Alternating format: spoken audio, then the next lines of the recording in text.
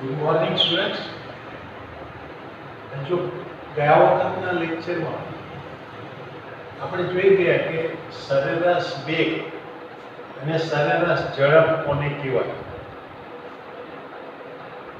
શું હતું સરેરાશ વેગ? એટલે કે ગતિ દરમિયાન થતું કુલ સ્થાનાંતર અને એના માટે લાગતા સમયનો ગુણોત્તર, એટલે ટૂંકમાં એકમ સમયમાં થતું સ્થાનાંતર, એટલે એ સરેરાશ વેગ હતું.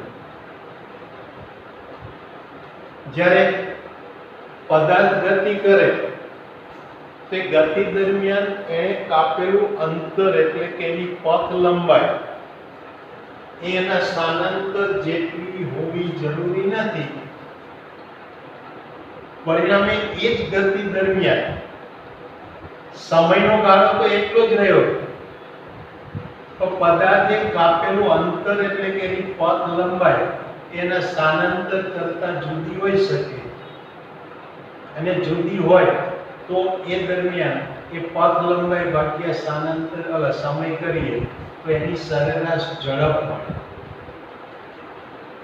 એટલે વેગ એ સદિશ રાશિ છે. પરિણામે વેગ એ ધન પણ હોઈ શકે, ઋણ પણ હોઈ શકે, અથવા શૂન્ય પણ થઈ શકે. જ્યારે ઝડપ એ અદિશ રાશિ છે, એટલે ઝડપની કિંમત એ વેગના મૂલ્ય જેટલી કે એના કરતા વધારે હોય, પણ એ સરેરાશ ઝડપ ક્યારેય શૂન્ય ના હોય. જો પદાર્થની સરેરાશ ઝડપ શૂન્ય હોય તો એનો અર્થ એ કે પદાર્થે ગતિ કરેલી જ નથી. એટલે આ રીતે આ સરેરાશ ઝડપ અને સરેરાશ વેગ એના વિશે આપણે સમજૂતી જોઈ ગયા. એના પરથી તત્ક્ષણિક વેગ અને તત્ક્ષણિક ઝડપ કોને કહેવાય એ જોયું.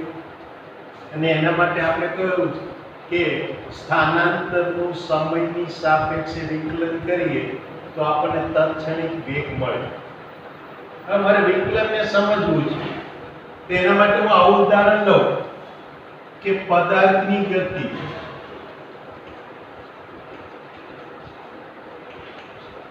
ચલો એ દરમિયાન જુદા જુદા સમયગાળે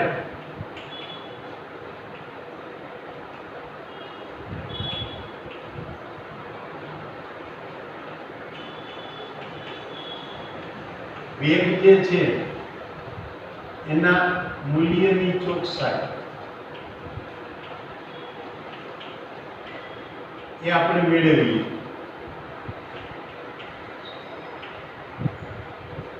તો અહીંયા માનો કે આ સમયગાળો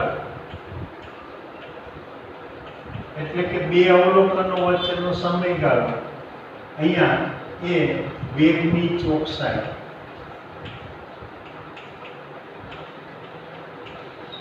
તો જે રીતે આપણે ઉદાહરણ લીધું હતું કે હું દર 2 કલાકના અંતે સમય અવલોકન લઉં, એટલે સમયગાળો જો ડેલ્ટા ટી બરાબર 2 કલાક લઉં તો આ વેગની ચોકસાઈ એ નહીવત મળે.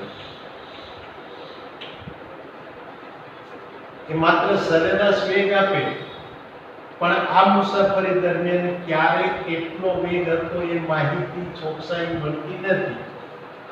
હવે આના બદલે જો હું આ સમયગાળો ડેલ્ટા ટી ઘટાડીને 1 કલાક કરું તો અહીંયા આગળ ચોકસાઈમાં કંઈક વધારો થાય.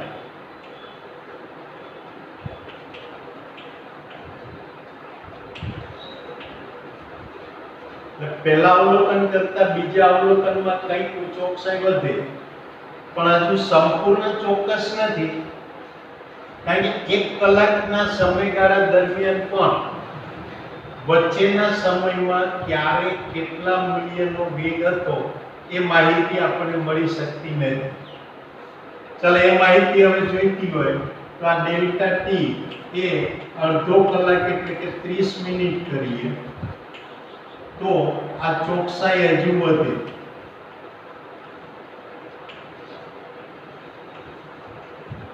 યાદ રાખજો, હજુ એ સંપૂર્ણ ચોકસાઈ નથી.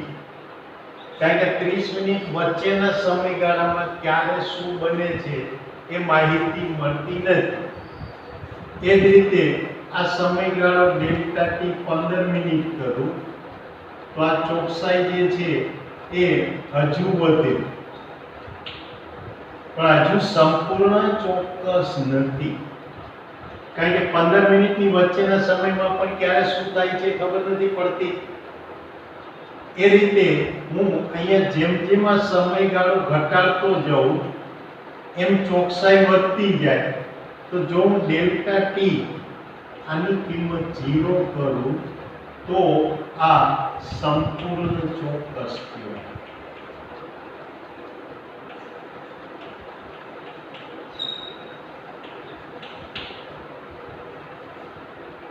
એનો અર્થ એ કે જેમ જેમ ડેલ્ટા ટી ઘટે, બે ક્રમિક અવલોકન વચ્ચેનો સમયગાળો ઘટે, એમ સરેરાશ વેગના મૂલ્યની માહિતીની ચોકસાઈ વધે। એટલે હવે આમ કહી શકાય કે જેમ જેમ બે ક્રમિક અવલોકનો વચ્ચેનો સમયગાળો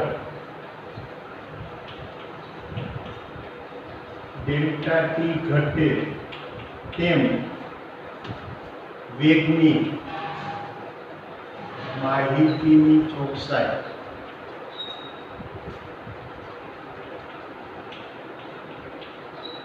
વધે।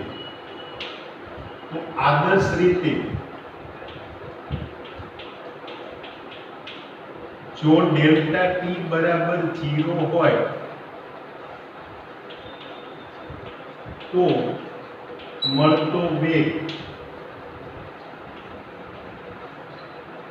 એ સંપૂર્ણ ચોક્કસ હોય।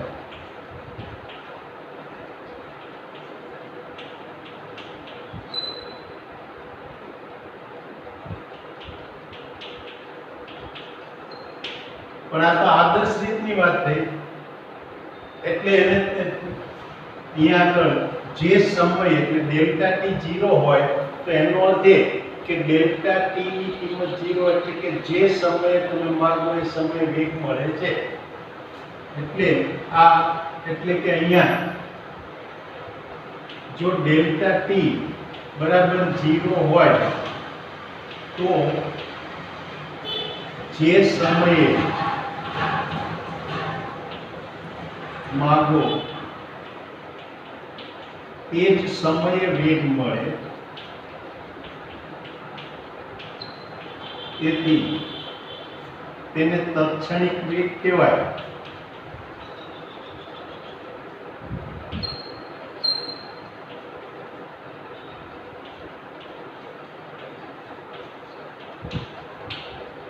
પણ ડેલ્ટા ટી બરાબર 0 લઈને વેગ શોધી શકાય નહીં।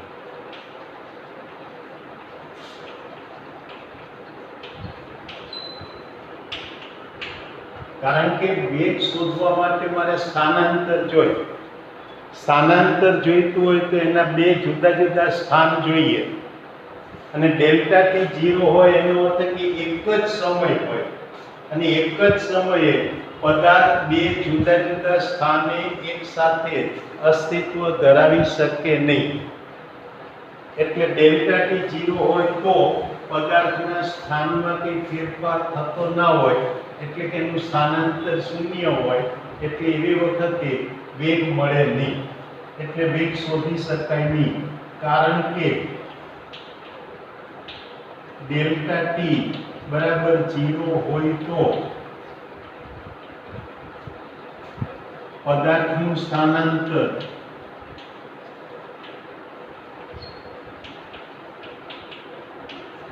ડેલ્ટા x પણ 0 થાય, એટલે વેગ શોધી શકાય નહીં। અને માટે આથી તત્ક્ષણિક વેગ એટલે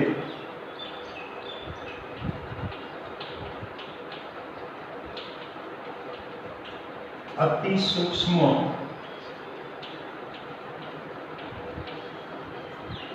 સમયગાળા દરમિયાન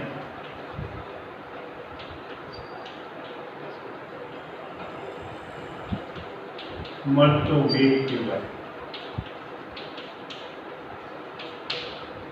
તો ગણિતની ભાષામાં અહીંયા આગળ જ્યારે ડેલ્ટા ટી નું લક્ષ્ય શૂન્ય હોય એટલે ડેલ્ટા ટી અતિ સૂક્ષ્મ એટલે કે શૂન્યની નજીક હોય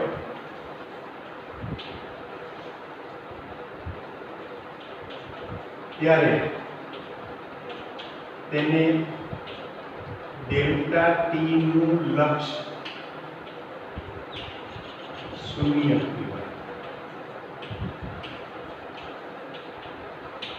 અને એને limit delta t tends to 0 તેમ લખાય. યાદ રાખજો, કોઈ પણ વિધેયને તેનું લક્ષ્ય ક્યારેય પ્રાપ્ત થતું નથી. એની એકદમ નજીક જાય, એના સાનિધ્યમાં જાય, પણ એ એક્ઝેક્ટ એ કિંમત મેળવી શકે નહીં. અહીંયા limit delta t tends to 0 એનો અર્થ શું થાય કે અહીંયા આ limit delta t tends to 0 નો અર્થ ડેલ્ટા ટી નું મૂલ્ય એ 0.0000 ગમે તેટલા 0 મૂકો પણ છેલ્લે એક તો હોય જ.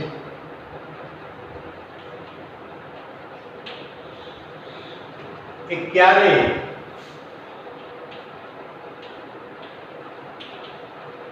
ડેલ્ટા ટી ઇક્વલ ટુ 0 થતું નથી.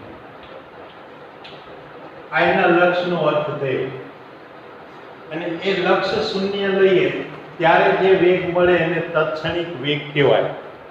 અને માટે આ રીતે એમ કહી શકાય કે જ્યારે કોઈ બે ભૌતિક રાશિઓ કે જે એકની સાથે બીજી બદલાતી હોય, એમાં છેદવાળી રાશિ અતિ સૂક્ષ્મ એનું લક્ષ્ય શૂન્ય હોય, ત્યારે બેનો જે ગુણોત્તર છે એ ગુણોત્તર એટલે એ અંશવાળી રાશિનું છેદવાળી રાશિની સાપેક્ષે વિકલન કહેવાય.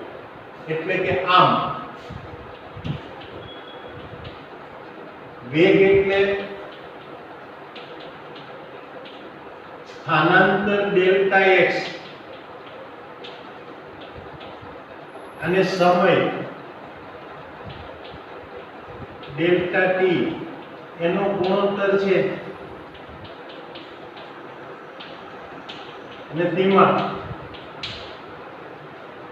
જો limit delta t tends to 0 હોય તો તે તત્ક્ષણિક વેગ મળે.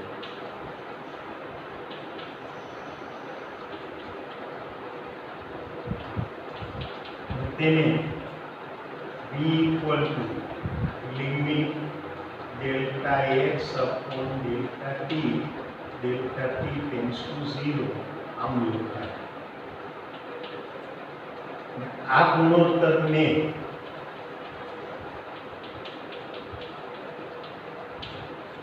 x નું t ની સાપેક્ષે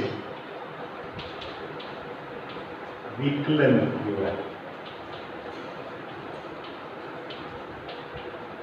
અને તેને d by dt of x વડે દર્શાવાય.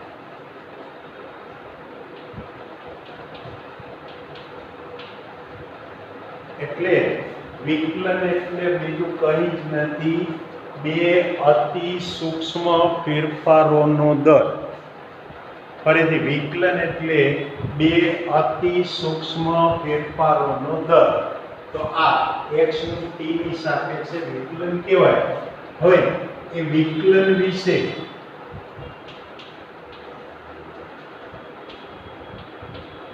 તમે વધુ અભ્યાસ એ 12th ધોરણમાં અને ધોરણ 12માં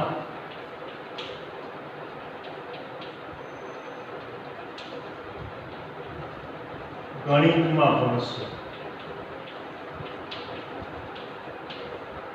એટલે અત્યારે આપણે વિકલન વિશે બહુ વધારે ડિટેલમાં વાત કરતા નથી, માત્ર આ એનો સાદો ભૌતિક અર્થ આપણે સમજી ગયા કે વિકલન એટલે બીજું કંઈ નથી, એક રાશિનો બીજી રાશિની સાપેક્ષે ગુણોત્તર છે કે જ્યાં બંનેના ફેરફારો એ અતિ સૂક્ષ્મ હોય. હવે આપણે કોઈ સાબિતી વગર આ વિકલનના અમુક નિયમો અત્યારે યાદ રાખીશું. તો આ વિકલનના નિયમો આટલા આપણે યાદ રાખીશું કે આમાં પહેલો નિયમ એટલે x⁴n નું વિકલન, એટલે કે dx⁴n/dt, એટલે એનું વિકલન t ની સાપેક્ષે. તો આના બરાબર પરિણામ આપણને આવું મળે વિકલન કરીએ એટલે કે ઘાત હોય સહગુણક બની જાય અને ઘાતમાં 1 નો ઘટાડો થાય અને dx/dt. આમ એક પછી એક આગળ વધતું જાય જ્યાં સુધી એ ઘાતમાં ઘટાડો થતા થતા એ આગળ વિકલન થતું ગયું. તો આ રીતે x⁴n નું t ની સાપેક્ષે વિકલન હોય તો એનો નિયમ આપણે આટલો યાદ રાખવાનો કે x⁴n નું વિકલન એટલે n × x⁴n−1 dx/dt. આના બદલે માનો કે બે વિધેયના સરવાળા કે બાદબાકી હોય, એટલે કે x ± y આનું t ની સાપેક્ષે વિકલન હોય તો એના બરાબર પહેલા x નું વિકલન, પ્લસ હોય તો પ્લસ, માઈનસ હોય તો માઈનસ, હવે y નું વિકલન. એટલે કે સરવાળા બાદબાકીના વિકલન બરાબર વિકલનોના સરવાળા બાદબાકી થાય. ટૂંકમાં બે વિધેયના સરવાળા કે બાદબાકીનું વિકલન હોય તો એ શોધવા માટે પહેલા બંને વિધેયના અલગ અલગ વિકલનો કરી લેવાના, પછી એના સરવાળા હોય તો સરવાળા અને બાદબાકી હોય તો બાદબાકી લેવાના. એટલે આ સરવાળા કે બાદબાકી માટે થાય. તો ત્રીજામાં બેના ગુણાકારનું વિકલન એટલે d/dt of xy, તો એ માટે આવી રીતે મળે કે પહેલું એક અચળ બીજાનું વિકલન વત્તા બીજું અચળ પહેલાનું વિકલન.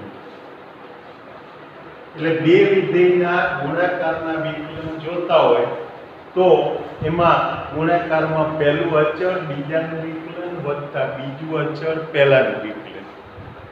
હવે જો અહીંયા આગળ કોઈ ભૌતિક રાશિ અચળ હોય, જો m અચળ હોય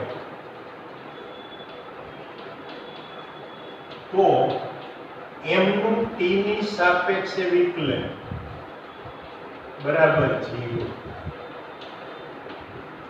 કારણ કે વિકલન એટલે ફેરફારોનો દર છે અને જે અચળ રાશિ છે એનો ફેરફાર તો શૂન્ય હોય અને એનો ફેરફાર શૂન્ય હોય તો એ ફેરફારનો દર પણ શૂન્ય થાય, એટલે અચળાંકનું વિકલન શૂન્ય થાય.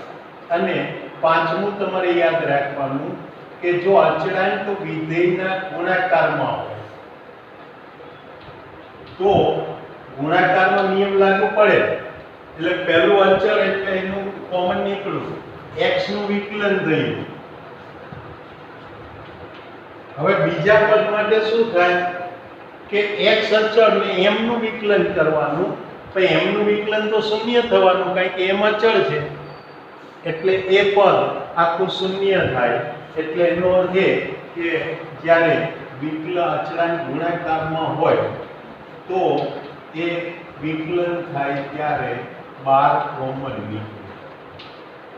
એટલે આ રીતે અત્યારના તબક્કે તમારે આ વિકલન માટેના આ 5 નિયમો યાદ રાખવાના.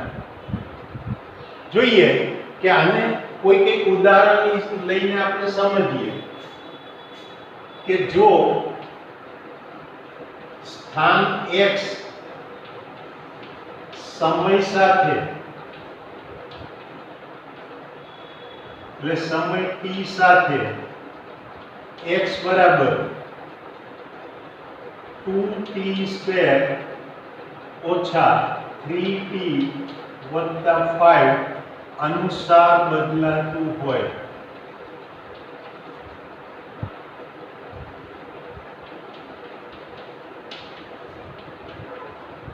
તો t બરાબર 2 સેકન્ડ સમયે વેગ શોધો અથવા ઝડપ શોધો.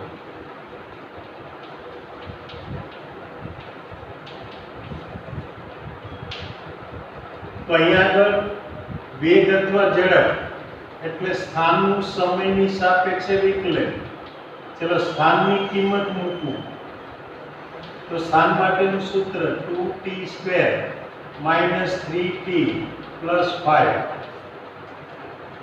હવે સરવાળા બાદબાકીનું વિકલન હોય તો વિકલનોના સરવાળા બાદબાકી એટલે પહેલા સરવાળા બાદબાકીનું સાદુરૂપ આપવું એટલે કે d/dt of 2t² માઈનસ છે તો minus d/dt of 3t plus છે તો પ્લસ d/dt of 5. હવે તો કે વિકલન થાય ત્યારે ગુણાકારમાંનો અચળાંક બહાર કોમન નીકળે એટલે અહીંયા બે અચળ એટલે કોમન નીકળે એટલે dt²/dt. અહીંયા ત્રણ અચળ એટલે કોમન નીકળે dt/dt.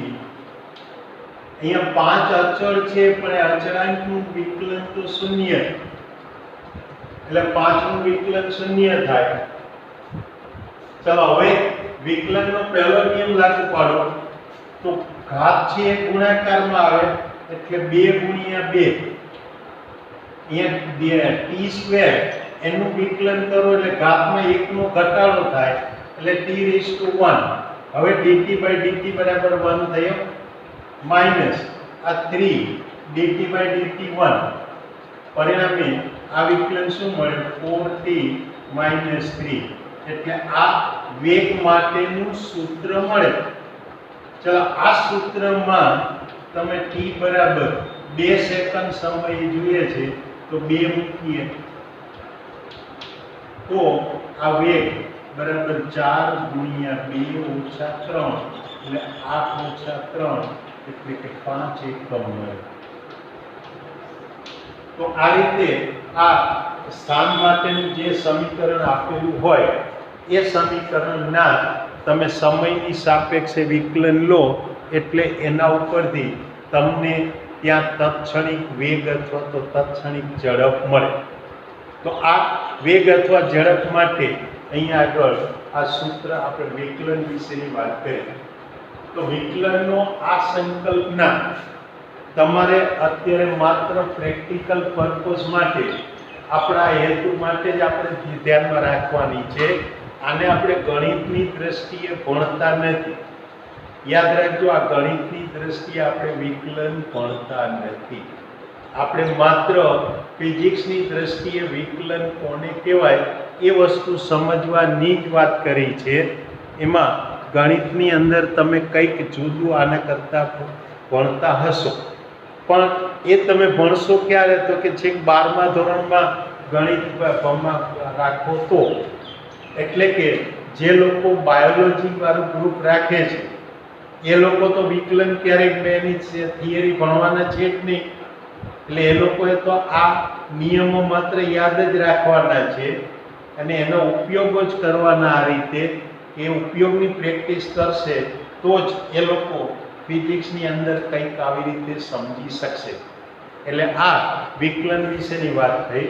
હવે આવતી વખતના લેક્ચરમાં આપણે જોઈશું કે આ રીતે પદાર્થના વેગ કેવી રીતે શોધી શકાય ઉપરાંત એ પદાર્થ ગતિ કરતો હોય તો એ ગતિ દરમિયાન કાં તો એનો વેગ શૂન્ય હોય, કાં તો અચળ રહેતો હોય અથવા તો બદલાતો હોય, તો એ ગતિ દરમિયાન એના વેગ વિરુદ્ધ સમય કે એના સ્થાન વિરુદ્ધ સમય એના આલેખો કેવી રીતે મળે, કેવા પ્રકારના મળે એ આપણે આવતી વખતના લેક્ચરમાં જોઈશું.